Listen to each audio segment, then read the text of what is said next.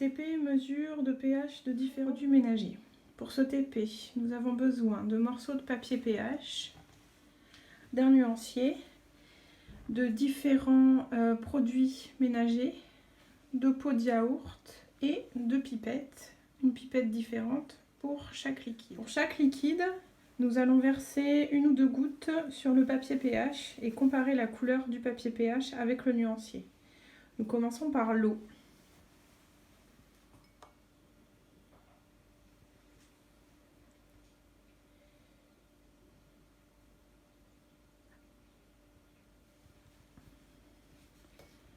Voilà, alors pour l'eau, le pH, si on regarde la couleur centrale, le pH est de 7.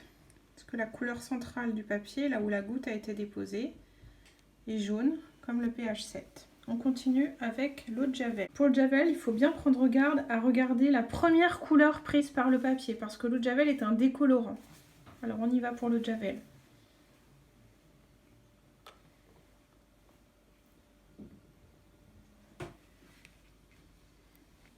Alors là, l'eau de Javel a donné une couleur verte qui correspond à un pH de 9, je dirais. On est sur un pH à peu près de 9, mais là le papier s'est décoloré. On poursuit avec l'acide chlorhydrique. On débouche le flacon et on verse. Oui. Voilà, une goutte d'acide chlorhydrique sur le papier. Le pH est de 1.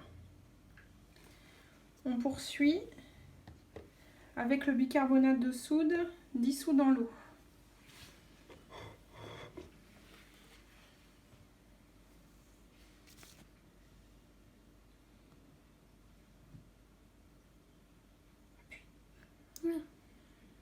Alors là, on est sur un pH de 8 à peu près.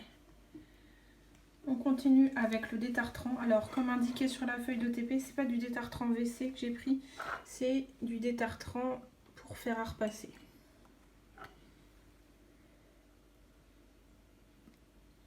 Le pH est d'environ 2.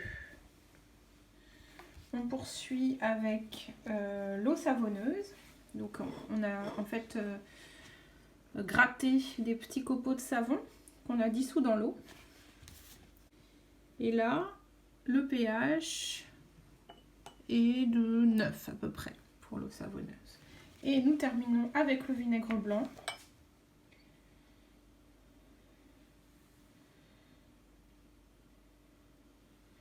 Pour le vinaigre blanc, le pH est d'environ 3. Alors vous voyez hein, que les couleurs se ressemblent beaucoup, donc c'est une mesure qui est absolument pas précise, beaucoup moins précise que le pH mètre qui va donner une valeur de pH avec un chiffre après la virgule.